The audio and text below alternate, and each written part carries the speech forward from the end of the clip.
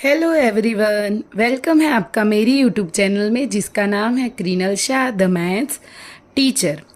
आज हम देखने वाले हैं एक्सरसाइज 2.3 जो आपकी एनसीईआरटी की बुक में पेज नंबर 43 पे दिया हुआ है। सबसे फर्स्ट वाला क्वेश्चन है, which of the following will not represent zero. यहाँ पे 4 ऑप्शन दिए हुए हैं और हमें बोलना है कि कौन सा इसमें से ज़ीरो को रिप्रेजेंट नहीं करता है। चलो स्टार्ट करते हैं। 1 + 0 क्या होगा? 1।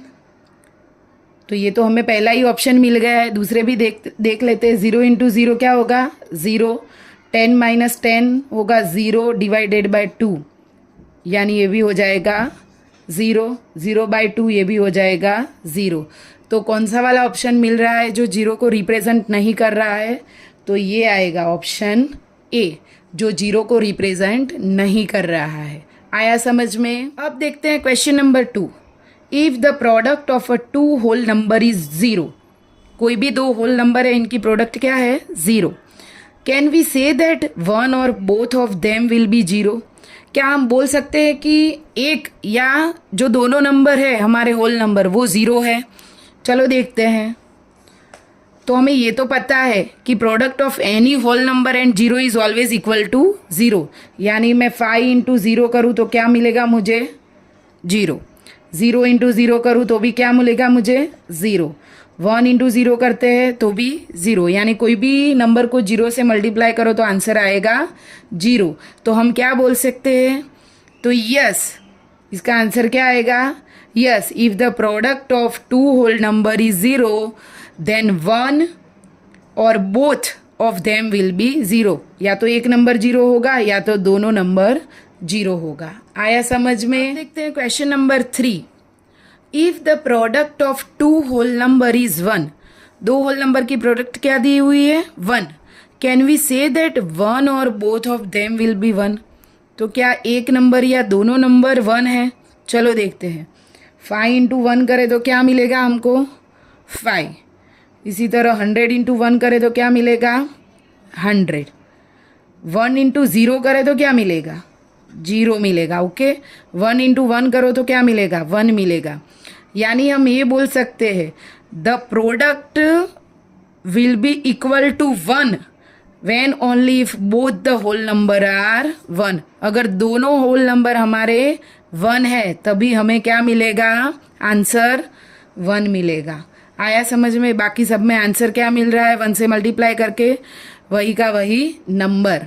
तो जब दोनों होल नंबर हमारे 1 है तभी हमें आंसर क्या मिलेगा? 1। तो इसके लिए both the whole number are 1, तो हमें ये लिखना पड़ेगा।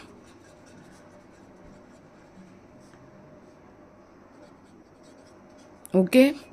आया समझ में यहाँ तक? देखते हैं question number 4। Find using distributive properties. Distributive properties हमने पहले भी पढ़ा हुआ है। जब भी कोई 3 नंबर दिए हैं तो हम उसको डिस्ट्रीब्यूटिव प्रॉपर्टी का यूज़ करके मल्टीप्लिकेशन कर सकते हैं। आप यहाँ पे देखो 2 ही नंबर है, यानी कि 101 है, उसको हम क्या लिख सकते हैं? 100 + 1। यस, तो 728 × 100 + 1, ये हो गया हमारा 101। अभी आपको क्या करना है? 728 को पहले 100 से मल्टीप्लाई करो, फिर आप 1 से मल्टीप्लाई करो। चलो लिख लेते हैं 728 × 100, प्लस की साइन लगा दो बीच में, 728 × 1, ये हो जाएगा 728, 2 0 लगा दो, +1 728।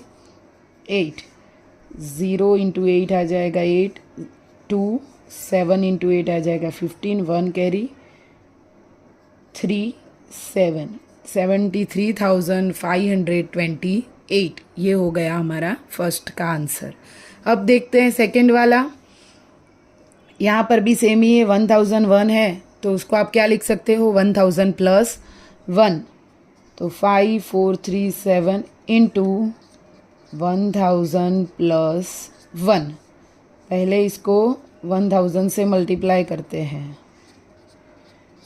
प्लस की साइन है, 5437 को 1 से मल्टीप्लाई करते हैं, इसका आंसर आएगा 5437, पीछे 30 लगा दो और 1 से मल्टीप्लाई है तो 5437।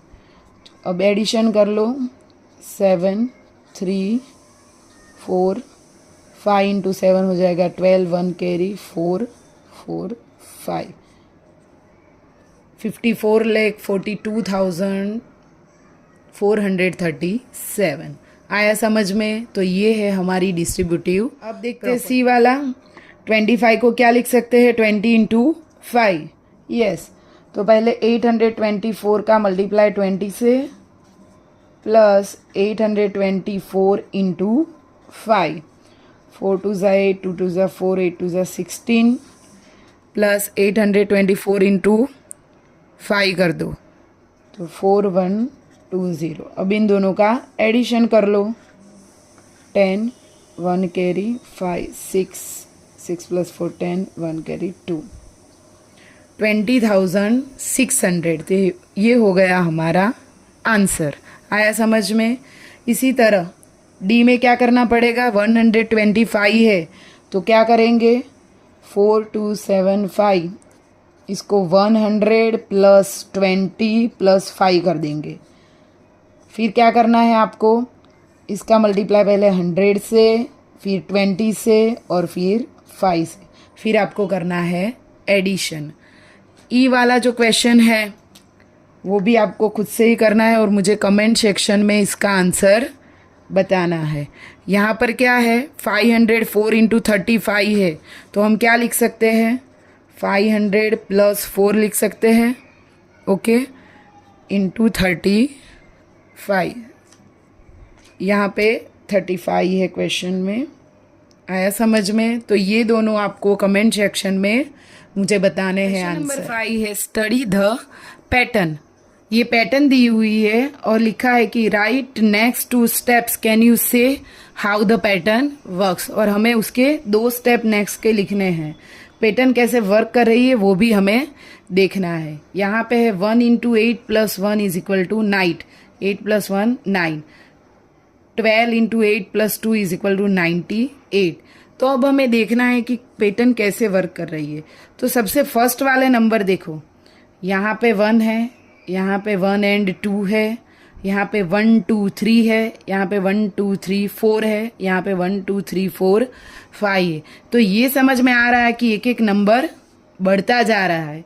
तो यहाँ पे हम लिख सकते हैं 1 2 3 4 5 6 इंटू 8, 8 सब में कॉमन है, प्लस यहाँ पे जो एक्स्ट्रा नंबर है वो लिखना है, यानी कि 6 इज इक्वल टू, अभी यहाँ पे देखो, यहाँ पे 9 है, यहाँ पे 98 है, यहाँ पे 987, 9876, यानी कि एक एक नंबर कम होता जा रहा है। एक एक नंबर देखो, यहाँ पे बिफोर नंबर लिखते जा रहे हैं। यहाँ पे 9 है, 9 का बिफोर 8 था, फिर 7, फिर 6, फिर 5। तो अब हम यहाँ पे क्या लिख सकते हैं, यस 5 का बिफोर क्या आएगा, 4। अभी नेक्स्ट क्या बनेगा, 1 2 3 4 5 6 7 into 8 plus 7 is equal to 9 8 7 6 5 4 3। तो आंसर में हमें 2 ही नंबर लिखने हैं, 2 ही लाइन लिखनी है। अगर नेक्स्ट इसका देखें तो 1 2 3 4 5 6 7 8 into 8 plus 8 is equal to 9 8 7 6 5 4 3 2। तो इसी तरह हमारी पैटर्न चलती ही जाए। हमने एक्सरसाइज 2.3 को कंप्लीट कर लिया है। अगर आपको कोई भी डाउट है तो प्लीज़ कमेंट सेक्शन में कमेंट ज़रूर करना। और आपको मेरे वीडियोस अच्छे लगते हैं तो मेरी चैनल को सब्सक्राइब करना मत भूलना। बाय।